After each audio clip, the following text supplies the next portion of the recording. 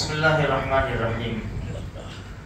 حضرت نواس ابن سمعان رضی اللہ تعالیٰ عنہ نے اللہ کے رسول کو بڑا اچھا سوال کیا، بہت زبردست سوال کیا۔ اللہ کے رسول صلی اللہ علیہ وسلم سے پوچھا، یا رسول اللہ، نیکی اور گناہ کسے کہتے ہیں؟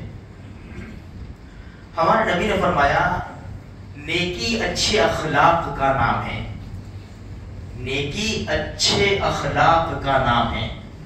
اخلاق بہت بڑا شعبہ ہے ایمان کا، صرف نماز روزے کا نام دین نہیں ہے۔ اچھے اخلاق، لوگوں کے ساتھ نرمی سے پیش آؤ، گھر والوں کے ساتھ، پڑوسیوں کے ساتھ، رشتہ داروں کے ساتھ، محلے والوں کے ساتھ، ہر ایک کے ساتھ اچھے اخلاق سے پیش آؤ۔ فرمایا نیکی اچھے اخلاق ہے،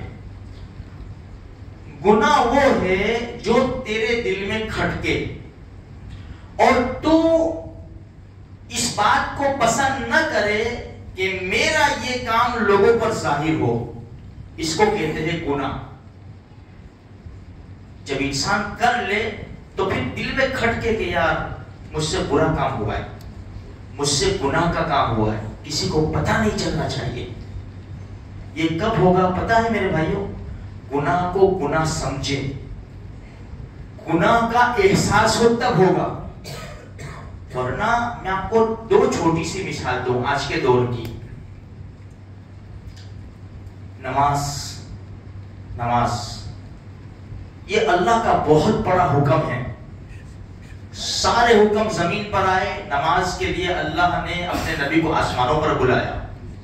نماز دین کا ستون ہے، بہت بڑی عبادت ہے۔ اندازہ لگاؤ، امت کا بہت بڑا طبقہ فجر کی نماز نہیں پڑھتا، مہینے میں کبھی ایک آدھ مرتبہ پڑھ لی تو، ایک دو مرتبہ پڑھ لی تو۔ اب بتاؤ مجھے کس کو احساس ہے؟ کون یہ گناہ کی توبہ کرتا ہے روزانہ؟ 2 بجے مستی سے سوتے ہیں، انٹرنیٹ بند کر کے، آرام سے 9 بجے اٹھتے ہیں، شہزادوں کی طرح ناشتہ کر کے تیار ہو کر بازار میں نکلتے ہیں، کمانے جاتے ہیں۔ کون توبہ کرتا ہے؟ کس کو گناہ کا احساس ہے کہ میں فجر کی نماز نہیں پڑھتا اور اللہ کے بہت بڑے حکم کو توڑ کر میں گھر سے نکلا ہوں؟ کس کو احساس ہے؟ کون یہ گناہ کی توبہ کرتا ہے؟ ہاں، ہم کو یہ پچھتاوا کب ہوگا؟ جب گناہ کو گناہ سمجھے، گناہ کا احساس ہو۔ یہ آنکھیں غلط دیکھ رہی ہے، گھنٹوں دیکھ رہی ہے، کون توبہ کرتا ہے؟ احساس ہو تو نا۔ کسی کی ماں بہن سے 1-2 گھنٹے چیٹنگ ہو رہی ہے، کون توبہ کرتا ہے؟ کون چھوڑتا ہے گناہ کو؟ اس لیے گناہ کو گناہ ہی نہیں سمجھتے ہم لوگ۔ چلو ایک مثال۔ دوسری مثال، فلسطین کے اندر اسلام کے بہادر شہسوار جانباز اپنی جانوں کا نذرانہ پیش کرتے، معصوم بچے سے لے کر ایسی ہستیاں جو صحابہ کرام کی یاد دلاتی ہے۔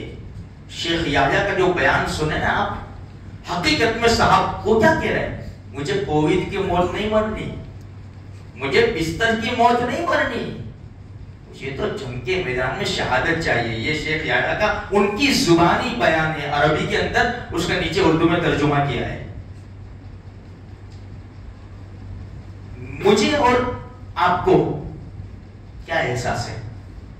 ہم تو اپنی دنیا میں مست ہے نا، اپنی دیوالی بزنس کا ٹائم ہے، فل سیزن ہے، 2-4 باتیں کر لی فلسطین کی، معاملہ ختم ہو گیا۔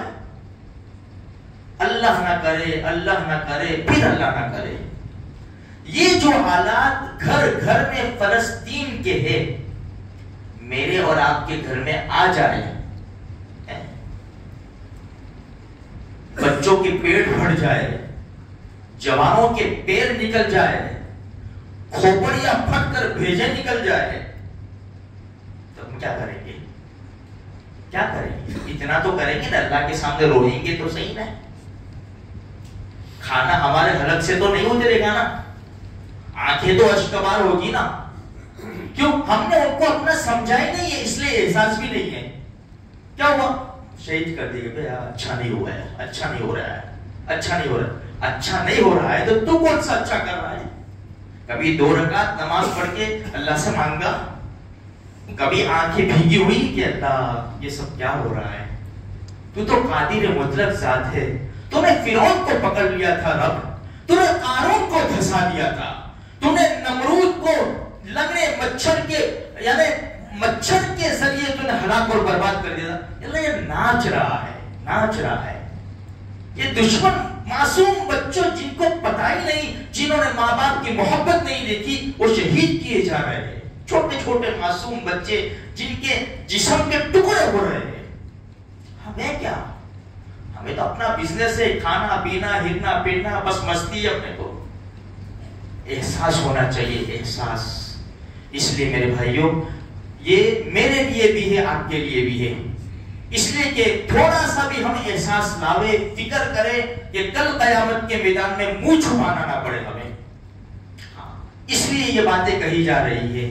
بس ہم کچھ نہیں کر سکتے، ہم ایسی بزدل قوم ہیں، کچھ کر بھی نہیں سکتے، ہو بھی نہیں سکتا۔ میرے بھائیوں اتنا تو ہو سکتا ہے نا کہ دعا کرے، دعا میں تو پولیس پکڑنے نہیں آئے گی نا، دعا کریں گے تو کوئی بوگس گیری نہیں کرے گا نا، اس کو خبر بھی نہیں پڑے گی، ہم تو اللہ سے مانگیں گے نا، اللہ سے مانگیں گے ہم۔ اتنا تو ہم کر سکتے نا میرے بھائیوں، انگلی کٹا کے شہیدوں میں نام تو لکھا سکتے نا، رات کی تنہائی میں اللہ کو مناوے میرے بھائیوں۔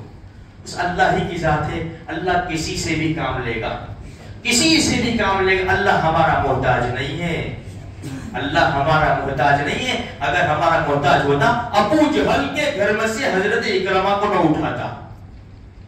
حضرت اکرمہ رضی اللہ، ابو جہل کا بیٹا، اس کو ایمان کی دولت دی۔ خالد ابن ولید کے ساتھ جنگ کے میدان میں وہ صف میں ہوتے تھے خالد ابن ولید کے ساتھ، اور اللہ نے ان کو ایسی صلاحیت دی تھی، 1,000 کا مقابلہ کرتے تھے یہ لوگ۔